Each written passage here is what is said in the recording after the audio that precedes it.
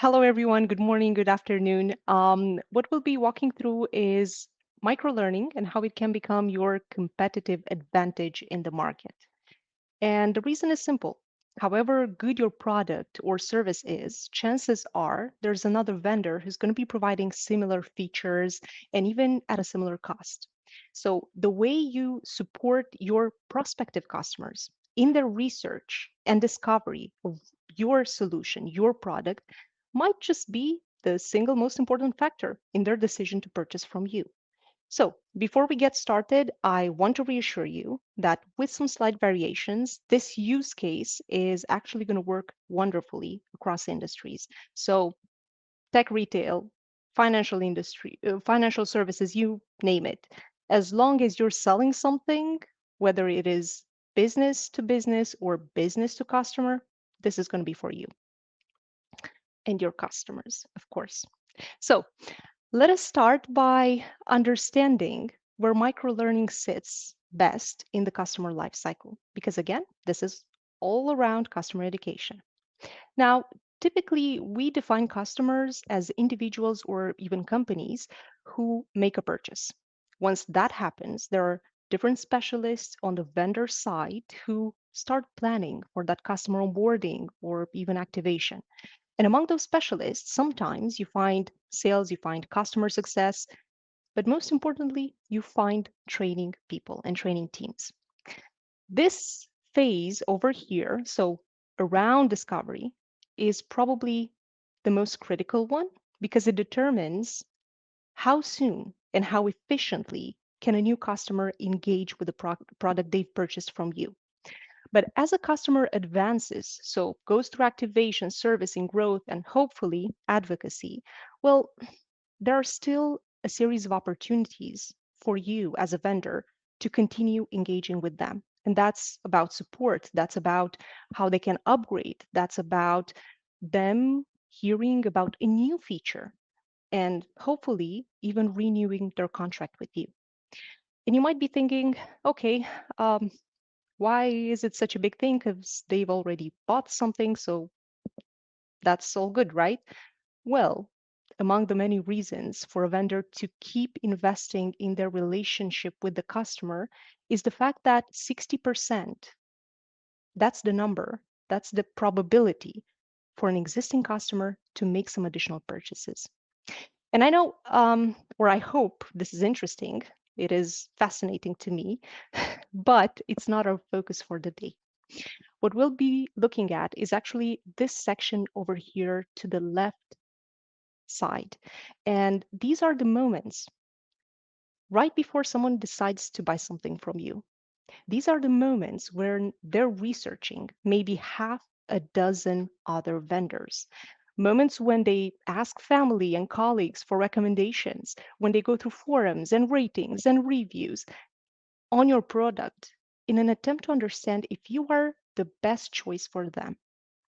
And you might be thinking that this is marketing and sales, and it's all good and handled. It is, but let me tell you, that stage, that buyer journey stage, is also about education. And I want you to be really open about engaging and servicing these early stage buyers because they definitely need you. And also, as someone who's been in L&D for about a decade now, I do see increasing pressure and increasing demand for learning departments to coordinate or at least contribute to knowledge dissemination across this entire journey. So even before this moment here, acquisition. Um, a couple of numbers. I love numbers. I know my stakeholders do as well. So I try to stay in the mathematics, in statistics as much as I can. Last year alone, tech buyers spent more than half of their time, more than half of their journey researching independently before they decided to engage with someone in sales. And that is really important. Also, sales and marketing people are seeing that customers who access educational content, they're over 100% more likely to proceed buying something. Also interesting, people prefer sourcing their information not from marketing, but they prefer an open academy or they prefer product documentation. So the question is not about who creates that educational content and whether it comes from marketing or training, but how you can make it count. And we finally got to why we're here, which is microlearning. This is where it kicks in, right? 16% of customers, and the metric I'm looking at is from software as a service customers, only 16% of them have the bandwidth to engage with educational content that's lengthy. So anything that goes above 20 minutes. You know those webinars that take weeks to plan for, or those recordings or those half-hour open courses that you might have put together? Truth is, very few of your early stage customers have the time to consume that kind of content. And it's really important for them to validate whether your product or your solution has that critical feature in, I don't know, 90 seconds, rather than, rather than waiting for 3 days to schedule a demo or 1 hour to watch a webinar. So, with this in mind, I want to walk you through 3 recipes that I've put together in case you do want to consider microlearning for customer education in early stages. And these recipes, they're fairly simple, I would say. The first use case on how you can leverage short form content is something that actually connects pretty well with what Evelina shared before, and it's a good reminder about prototyping. Um, Feature validation. You know, let me start by making a statement here. We're all customers, right? We've all been there thinking about buying a new sofa or getting a gym subscription or a software subscription and researching and trying our best to understand if that product or that service has got the characteristics and functionalities that we need. And this first use case is pretty much a way for you as a learning professional to put together a series of answers for people with a lot of questions about what you're buying. So it is a it is a feature validation series, basically. Um, the concept is simple: building 90-second microlearning modules. Okay, the duration is negotiable. You can go up to 2 minutes if you want to. No one's gonna be sad about that. But what you need to do is to make sure that each of those modules focus on validating a single important feature that your buyers are commonly needing to verify before they move forward. What you see to the right-hand side is a mock-up that I put together. It's not rapid prototyping, but I tried my best, I promise. It's just one visual way for you to understand what exactly I had in mind. And a couple of instructions, right? First of all, you want to reach out to marketing and sales, and you want to make sure you list the features they know customers are asking about. And then for each of those features, you want to start creating a microlearning module. You want to make sure it's short, it's relevant, it's on point, it doesn't use any fancy language. You want to keep things easy to understand. Don't use, I don't know, product terminology. Just focus on something anyone can easily understand. And make sure that each of your modules is titled with that specific feature that they describe. Now, you might be thinking, okay, and how do I get this kind of content in front of an early stage customer? Well, you can add them in QR codes on marketing materials, or I don't know, if your marketing team can help you maybe create a feature explorer section on the website.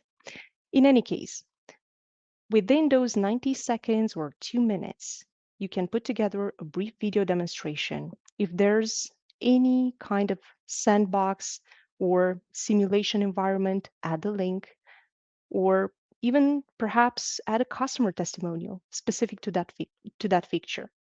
And most importantly, have a call to action at the end of the module. Ask your customer if they're ready to explore more, make recommendations, or drop in there your salespeople contact. Um, it's one way for you to get started. The second thing you might be doing is about creating a journey that's specific to each of your buyer personas. Trust me, your marketing colleagues have identified a few buyer personas, and they know someone's a little bit more technical, someone is more on the business side of things, and each of these people are interested in different things in your product or platform. And the concept I want to introduce is building a buyer persona value path. Basically, this is a series of very short microlearning modules, evidently, that can be dynamically adjusted based on your prospect's role, industry, and priorities. And what you have to the right hand side is a simple assessment. What if you asked your prospective customer what industry they come from, what is their role, and what is their priority? And the example I went for is, let's say you have someone who's an instructional designer. Evidently, their industry is in technology and their priority is agile content development. Well, based on those three criteria, you can recommend to your designer some really important milestones they would go through. And for each milestone, you'd create a microlearning module that explains why your solution does it best in the market. So once again, this is a lot about partnering with marketing and with sales to understand what are the types of customers that engage with you and what are their needs. And you might say that for each of those typical buyer personas, you have a different set of recommendations. It would be changed, evidently, but trust me, this would be relevant for them because it walks them through the whole list of needs and priorities they have. My third use case is this time about the specific pain points your buyer has been confronted with. And the concept is, how about developing a series of microlearning scenarios that can demonstrate how your product solves those industry challenges? And trust me, it's one of the things I've seen working most beautifully because this approach connects your solution directly to the problems a prospective customer is experiencing. So think about partnering with marketing, understanding what kind of solutions would your product or service tackle, and creating for, once again, each of those solutions, a dedicated microlearning module. It's one way to do it. So using the problem solution result structure that is very easy for a customer to follow through, and evidently doing your best in sequencing recommendations. So if someone clicks on, I don't know, a module that explains how they can do sales enablement with your solution, make sure there's a recommendation towards the end of that module so they can step into the next thing they could do with you. I really do encourage you to give those scenarios a chance and even share them with anyone in sales or marketing, see if this is feasible or something that they would be willing to try. And I do want to recap some of the things that we've walked through today. Remember that learning starts before acquisition. So if you have a customer and they signed a contract and they purchased something, trust me, they've spent a lot of time learning about you before they did so. It's important for us as learning people to understand that context and those struggles they might have and do our best to support them even before they become customers. And also, I know it's really important for us all to demonstrate impact. So how can you measure success? Well, a few ideas in here. Once again, you will need to partner with marketing and sales to make sure everything is being tracked. But you could be looking at conversion rates. So if someone who's accessing your microlearning content, is that person moving towards a demo with your salespeople? Yes or no? If it does, good job. Also, think about training attribution.